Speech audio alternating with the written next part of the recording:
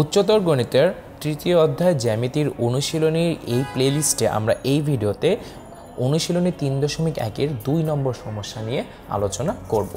আচ্ছা দেখো সমস্যাটা কি, সমস্যাটা বলেছে যে ত্রিভুজ এবিসি এর কোণ বি এর ভ্যালু দিয়েছে তোমার 120 ডিগ্রি। সেই কোণের বি এর ভ্যালু 120 ডিগ্রি হলে প্রমাণ করো যে AC square equals to AB square plus BC square plus AB into BC. আচ্ছা তাহলে আমরা আগে চিত্র অঙ্কন করি। এখানে একটা কোণের ভ্যালু দেওয়া আছে 120 ডিগ্রি, তাহলে আমি 120 ডিগ্রি চোখের আন্দাজে মোটামুটি অঙ্কন করি। এইটি ধরি আমি 120 ডিগ্রি, তাহলে এটার নাম কি কোণ বি, তাহলে এখানে আমি বি লিখলাম। তাহলে অবশিষ্ট ত্রিভুজ আমি কি সম্পূর্ণ করি, এই যে অবশিষ্ট ত্রিভুজ এটা আমি এ বিন্দু দিলাম, এটা আমার সি বিন্দু দিলাম। আচ্ছা শেষ। এখন দেখো আমার কি দরকার, আমাকে বলেছে যে প্রমাণ করতে হবে যে AC square equals to AB square plus BC square plus AB into BC. আমাদের এখানে যেহেতু 120 ডিগ্রি বি কোণ দেওয়া আছে, এটি হচ্ছে একটি কি, এই কোণ বি হচ্ছে একটি স্থূল কোণ। আচ্ছা তাহলে আমরা উপপাদ্য 3.3-এ স্থূলকোণের ক্ষেত্রে পিথাগোরাসের উপপাদ্যের বিস্তৃতি সম্পর্কে জেনেছি। সেই উপপাদ্য প্রয়োগ করেই আমরা এই 2 নম্বর সমস্যা সমাধান করব।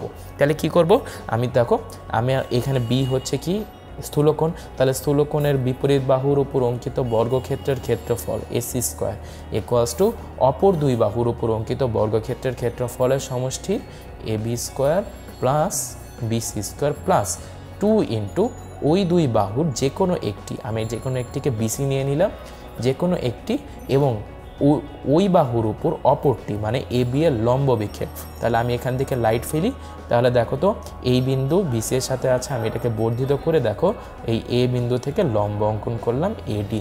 তাহলে দেখো তো এই লাইট ফেললে আমার পুরা যে লম্ব বিক্ষেপ হবে, এ বি বাহুর লম্ব বিক্ষেপ হচ্ছে এই যে বিডি অংশটুকু, তাহলে 2 বিসি ইন্টু এডি, এটা হচ্ছে তোমার বিসি ইন্টু বিডি, এটা হচ্ছে আমার সেই লম্ব অভিক্ষেপের অংশ।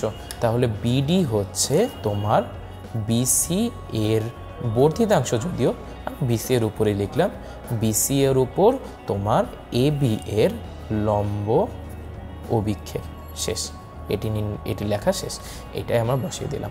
এখন একটু ত্রিকোণমিতির ধারণা দেখো, এই কোণটা যদি আমার 120 ডিগ্রি হয় এবং এই টোটাল কোণটা হচ্ছে এক সরল কোণ বা 180 ডিগ্রি, তাহলে এই অবশিষ্ট এই কোণটা, এই যে কোণ এ বি ডি, এটির ভ্যালু কত হবে 180 ডিগ্রি মাইনাস 120 ডিগ্রি বা 60 ডিগ্রি। তাহলে এখন ত্রিভুজ এ বি ডি এ আমি যদি লিখি, দেখো তো বিডি এটুকের মান আমার বের করতে হবে। বিডি বাই আমি যদি লিখি যে তোমার এবি, বিডি বাই এবি, তাহলে এটা কি হয় দেখো, বিডি এই 60 ডিগ্রি কোণ বা এই এবিডি কোণের সাপেক্ষে বিডিটুক হচ্ছে তোমার ভূমি, আর এবিটা হচ্ছে, এটা যেহেতু লম্ব, লম্বের বিপরীত বাহু এবি, এবিটা হচ্ছে অতিভুজ, তাহলে বিডি বাই এবি হচ্ছে ভূমি বাই অতিভুজ। ভূমি বাই অতিভুজ মানে হচ্ছে তোমার কজ অফ, এখানে কোণটা হচ্ছে 60 ডিগ্রি সাপেক্ষে 60 ডিগ্রি, কজ 60 ডিগ্রির ভ্যালু হচ্ছে তোমার হাফ। তাহলে এখান থেকে আমি পেলাম কি এবি ইকুয়ালস টু 2 বিডি। শেষ। এখন দেখো তো আমার প্রমাণে এখানে 2 ইন্টু বিডি আছে, এই 2 বিডির জায়গায় যদি আমি এখন এবি বসিয়ে দিই, তাহলে এই প্রমাণটা হয়ে যাবে AC square equals to AB square plus BC square plus BC into এই 2 বিডির জায়গায় আমি লিখব এবি, 2 বিসি ইন্টু এবি। এটাই হচ্ছে আমার এই 2 নম্বর সমস্যার কাঙ্ক্ষিত প্রমাণ। তাহলে আমরা সহজেই উপপাদ্য 3.3-এর প্রয়োগ করে এবং একটু ত্রিকোণমিতির ধারণা অ্যাপ্লাই করে আমি সহজেই 2 নম্বর 3.1 অনুশীলনীর 2 নম্বর সমস্যাও আমরা সমাধান করে নিলাম।